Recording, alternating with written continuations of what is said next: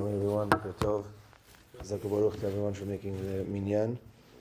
So we're continuing in Halachot Shabbat, Siman Rish Bet, and we're in the Mishnah Brura, Seif Katan Dalid. And here we're talking about honoring the Shabbat and the requirement of buying for Shabbat, even if a person even if it's tight for a person. So the Mishnah Brura brings down from the Gemara that says, Lavu alai v'ani porea. Even borrow for me, says Hashem, and I'll pay back.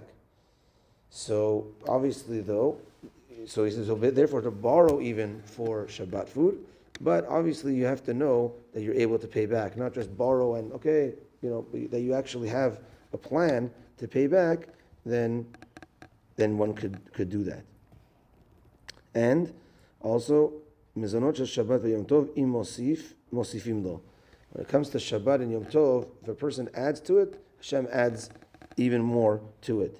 As we know famously that a person's parnasah is set from Rosh Hashanah to Rosh Hashanah, and therefore a person's parnasah is set from Rosh Hashanah to Rosh Hashanah. Now, therefore, you have to be in control of your spending, etc. But there's two areas that even if you spend more on these areas, not to worry. Hashem's going to take care of it.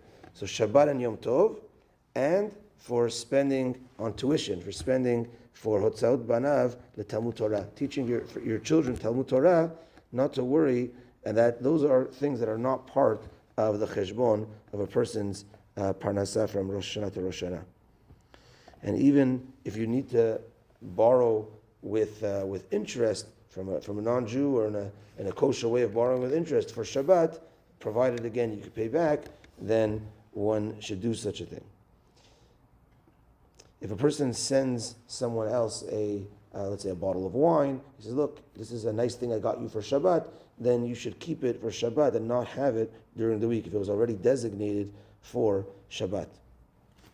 And lastly he brings here from the Kaf HaChaim that at the end of the day, even though we said you should even borrow for Shabbat meals, but at the end of the day, if let's say your wife's going to be upset that you borrowed and now things are going to get more tight, that's not good, because the ikar is the shalom in the bite regarding this. So he says even aruchat yerek, even a meal of vegetables on Shabbat, but there's ahava ben adam im ishto, then that's the main thing. There's love between the husband and wife, even though you're just having vegetables, that's the main thing.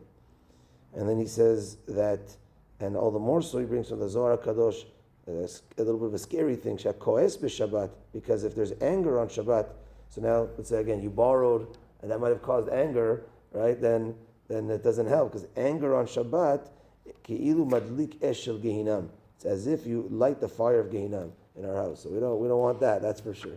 So it's always so the borrowing for it, it's got to be done delicately. And just in general, Kaas b'Shabbat is not a good thing, and the Shalom B'Bayit on Shabbat especially is a very important thing. Okay, that's that for today. Minchat tonight at 4:40. Have a good day, everyone. Turn the video.